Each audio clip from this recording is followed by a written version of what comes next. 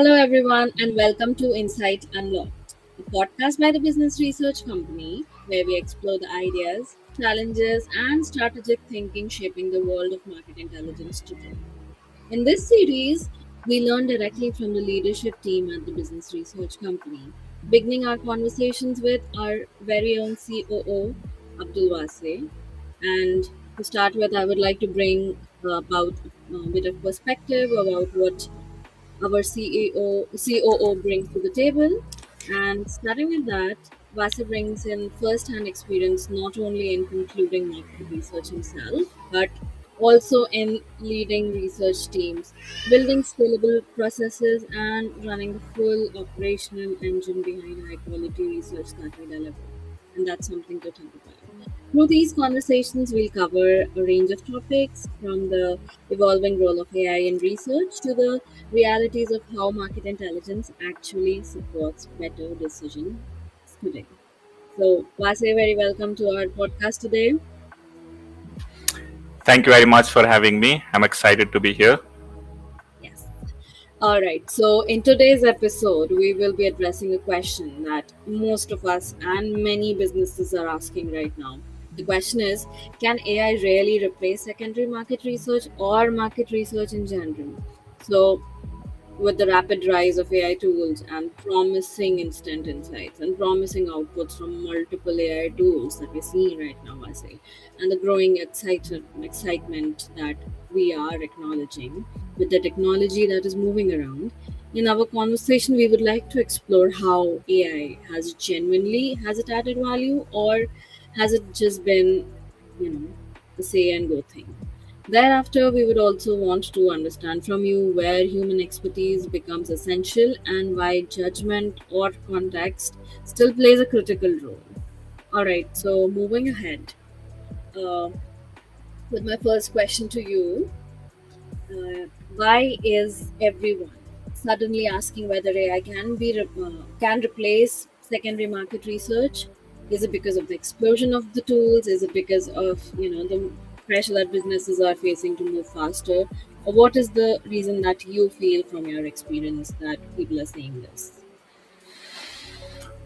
Yeah, so I think a few things have come together at the same time. As you said, there's been an explosion of AI tools that promise instant insights. Also, businesses are under real pressure Yeah. to move faster and spend less. Mm-hmm. And there's a growing belief, at least in how these tools are marketed, that speed is the same thing as intelligence. Yes, The I think that. confusion Yeah. so Sorry. the confusion I see most often is between information access and decision making support. So AI is generally good at the first one, so you can surface a lot of information very quickly, but decision making support is a different thing entirely. Yeah. That requires judgment, context, and accountability, and those aren't things you get just because you retrieve the information faster. Yeah. So the question is understandable. The tools are impressive, the promises are loud, and the business pressures are real. But what's missing is an honest conversation about what's actually being replaced and what isn't. Right. I understand the points are absolutely to the mark towards what I was trying to build. And my follow-up question to what you just explained to us would be, what's really at stake if businesses misunderstand AI's role with speed as an equivalent of quality, then how is AI's role different from what is being perceived in the market right I think the most dangerous outcome is high confidence built on low validation. So when an AI tool produces a polished, well structured output, it looks authoritative. The language is clean, the numbers appear precise, and the narrative holds together. But none of that tells you whether the underlying data is sound. And what you end up with is strategic decisions built on incomplete or misinterpreted information, and nobody in the room knows it because the output looks so credible. Businesses can make market entry calls, pricing decisions, growth bets, all on the basis of something that was probably never properly validated. The other thing that I'd flag here is what I call the loss of directional guidance. So even when AI gets the data broadly right, it often can't tell you what the data means in a specific context. So what you need from research isn't just accuracy, it's the orientation. Where are you? Where is the market going? And what does that mean for the decision in front of you? That interpretive layer is where a lot of AI generated research falls short. And mistaking output volume for strategic depth is probably the most common version of this. More content is not going to be same as better insight. Yeah, absolutely. I mean, the first line that you said, that the most dangerous outcome is high confidence and it's built on very low validation. Like nothing has been validated. It's just the aesthetics in which the output is delivered to us is a false portrayal of quality. And people have been mistaking the aesthetics of the output for, the quality. And therein is where the human insights come in. So I think that brings me to my next question. What does AI genuinely do well? I mean, we cannot deny the fact that it is not helping us. It is definitely helping us, right? So, quite honestly, how would you say that it's adding value? And in your experience, what are the factors that have been uh, contributing more towards from AI's perspective? Yeah, so I don't want this conversation that we're having right now to come across as dismissive of all the tools, because that would be wrong and it would miss the point. So AI Yeah. is very good at doing a few things. So like aggregating large volumes of existing information quickly. And if you need to pull together what's publicly available on a given market or a given sector and a set of competitors, it can do at pace no human team can match. So, and it's also good at summarizing, at identifying surface level patterns across data sets, and accelerating early stage desk research. In our own operations, we use AI as an accelerant to the parts of research process that are essentially information gathering. And the time savings are real, the efficiency gains are real. That's not in question. The question is what happens after the information is gathered. That's where the work that actually matters begin, and that's where human analysts remain essential. All right, so I understand that, looking at operations such as the business research companies, where there are huge projects that are ongoing and we require big data and analysis of information with large volumes of information, and running operations which could be done without human interference is something that AI does very well, which I am understanding. And we have been using it as an accelerant for parts of research processes, which is sort of like going hand in hand with AI. But I'm sure there are some places where AI falls short, specifically in secondary research.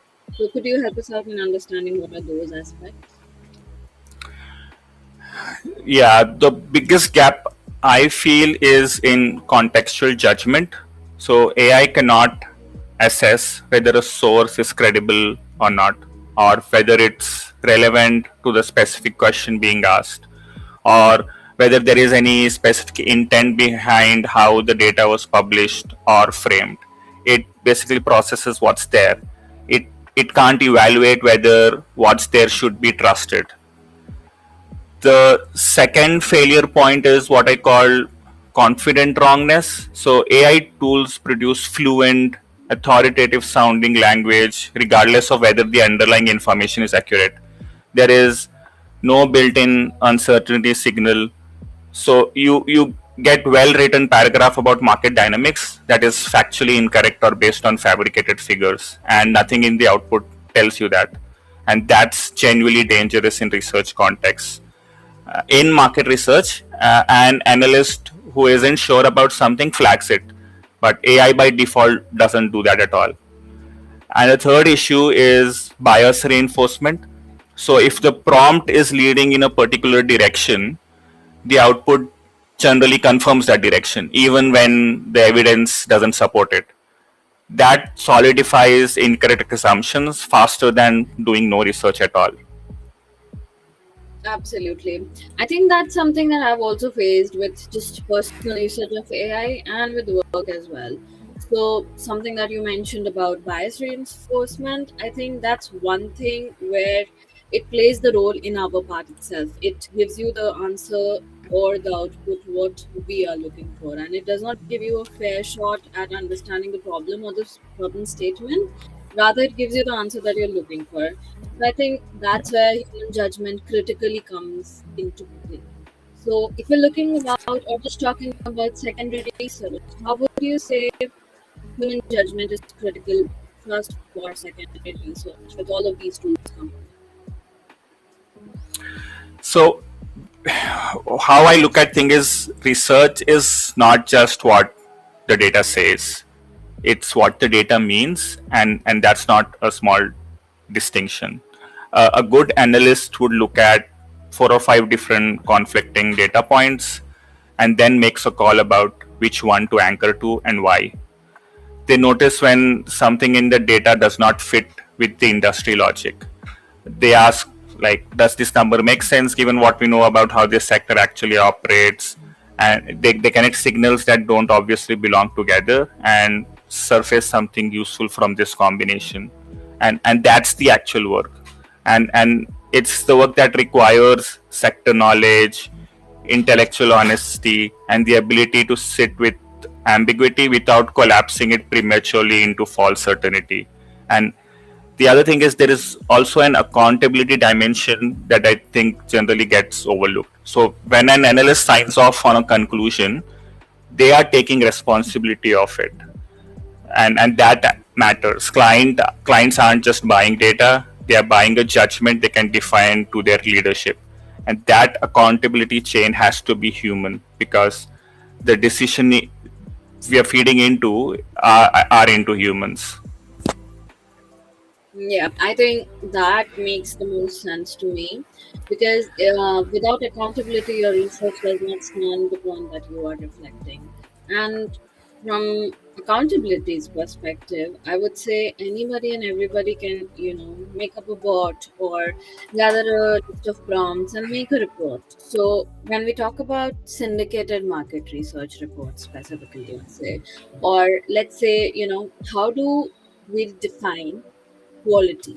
Here, with accountability, we're making sense with the analyst's perspective that they have to contribute towards. But if you have to define and prioritize or differentiate specifically, let's say the business research companies, market research reports, over any other generic syndicated market research report, what would be the key difference that you would look at? So a generic syndicated report gives you baseline information. It tells you the market is worth X billion, and that's useful context. But a really high quality research report from the business research company would not just tell you what the market is worth, but it also tells you why it is as big as it is, what's driving it, and where the uncertainties are. And the value is in the synthesis, not just compilation. Anyone can compile data, but what the clients are paying for is a researcher who has looked at everything that is available, applied judgment about what's reliable and what isn't, and then constructed a clear view of what's actually going on in the market. And our custom research services takes this even further. It aligns the insights directly to the business decision the client is facing. Rather than saying, here is what the market looks like, it's basically, here is what the market looks like given what you are trying to decide. And that directional alignment is what separates intelligence from information.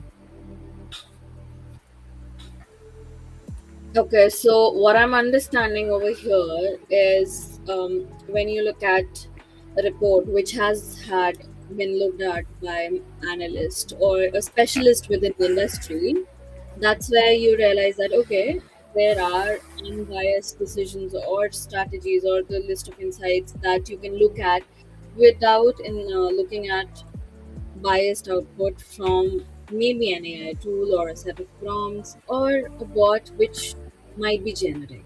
The information that is delivered to you is slightly more aligned towards the insights that would drive your business decision. Am I correct in understanding that?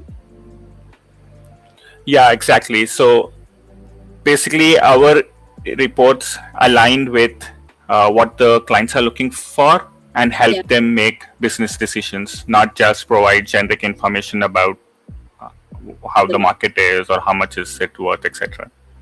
yeah. So now looking at business decisions of the client or the information that the client might be looking for, how would we want to explain them what are the real risks of relying just way too much on AI generated insights? Because I'm definitely sure that there's a lot of noise within the market and I feel it too. So I'm sure that our clients feel it as well. So how would you define the real risks to them and how many? So I would say the first risk is strategic decisions built on unvalidated assumption, and probably clients won't notice this immediately. The problem surfaces later when you have entered a market on the basis of AI generated assessment that was partially fabricated, or when your pricing model is built on figures nobody ever checked. The second risk is overconfidence. So, polished AI output creates a feeling of certainty that isn't warranted by the underlying process. And that has a real psychological effect. People make bolder moves when they feel certain. And if that certainty is artificial, the boldness becomes recklessness. The long term risk is a slow erosion of decision quality. If a team is consistently making calls on the basis of low validation research, their strategic instincts deteriorate. They lose the habit of questioning what they are told. And that's a capability risk, not just data quality risk. The stakes in market entry, pricing, or growth strategy are high enough that this matters. And getting it wrong has real consequences. Capital goes in the wrong direction, time gets lost, and competitive position weakens. Right. So I understand, like if we're making strategic decisions just based on instincts or overconfidence, it's not the correct strategy that we are making. It's, a loss of consistent efforts, plus also slowly eroding of your decision quality. So now, I'm sure that we are integrating AI with our research and making sure that we are working hand in hand with it. So, how do you think secondary market research should evolve in the age of AI? So, how I look at this model is that it's a human led model with AI support, and not the other way around. So use AI where it is genuinely strong, like accelerating information gathering, handling volumes of data, surfacing patterns across large data sets. Let it do the heavy lifting on the parts of the process that don't require judgment. And that's legitimate and valuable. But the analysis, the interpretation, knowing what to prioritize and what to discard, synthesizing all the information into something directional, that stays with the analyst. That's where the real work is, and that's where the value is. I also think that there is a need to for stronger emphasis on relevance, context, and impact on how research is framed. The question isn't what does the data say, it's what does the data say in relation to this specific business situation and what should the client do with it. That's a harder question to answer, and it takes real expertise, but it's that's the question that actually earns the value premium. I think you've put it in the best possible manner when you say that, let AI do the heavy lifting and you do the interpretation and you prioritize what is more important for your client's needs and you make the decision and funnel it down with quality. And I think that's where experienced research analysts become more important and more or less like people are talking that research is going to take up your job, research is going to remove analysts. Do you think that's really validated or the value of research analysts is actually going upwards. So the most experienced analysts I've worked with are not being made redundant by AI at all. If Yeah, anything, the value is actually increasing because what they do is precisely what the technology cannot replicate. They validate, they challenge assumptions in the data, including assumptions that AI might just reinforce uncritically. They recognize when something does not add up, when a number looks right but doesn't fit the logic of the sector. yeah, They identify gaps that an automated process would simply skip over. And more critically, they take the information and turn it into a strategic direction. That translation isn't a mechanical process. It takes years of accumulated industry knowledge and the judgment to know which signals actually matter. And experienced analysts also take responsibility. So when a research conclusion feeds into a board level decision, someone has to stand behind it. You can't outsource that to a model. That accountability has to sit with a person. If anything, I think the proliferation of low quality AI generated research will increase the premium on analysts who can actually be trusted to produce something reliable. so I think we can say this with confidence that none of the good quality research analysts are losing their jobs anytime soon, despite what the noise might be. Yes, Um, exactly. yeah. And picking up on one of the points that you mentioned, that accountability has to sit with a person. I think that's something that adds up a lot of value when you're delivering. I would say when we're delivering research to any client of ours, they always want to come back and speak to the consultant or the analyst and understand more, and go forward with any of their strategic direction, the decision making. So, uh, how do you think business leaders, or the decision makers of the companies that you work with, should cut through the noise that is around AI and all of the research and make decisions that actually do make sense to them? So I think the key thing that they should do is ask how the insights were derived, not just what it says. I think that's the starting question. If the answer is that someone just ran a prompt and cleaned up the output, that's useful context. It's tell you how much weight to put on the conclusion. So look for judgment, not just automation. Good research has a point of view, a deliberate analytical choice about what matters and why.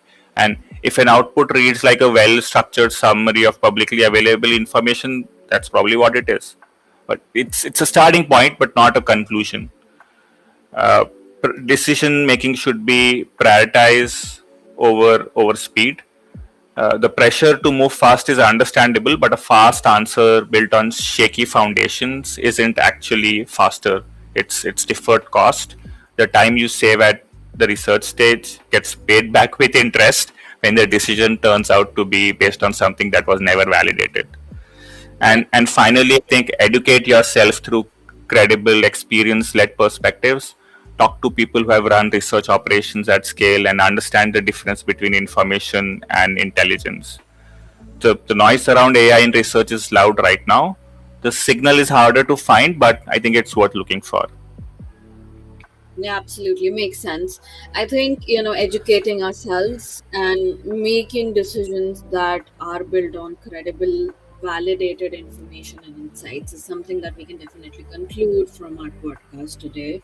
And looking at all of the points that you've concluded today, Vase, first thing that I can say with confidence is I'm going to use AI much more, and I'm not going to trust it blindly, but definitely going to inculcate it more with my research and the work that I'm going to do.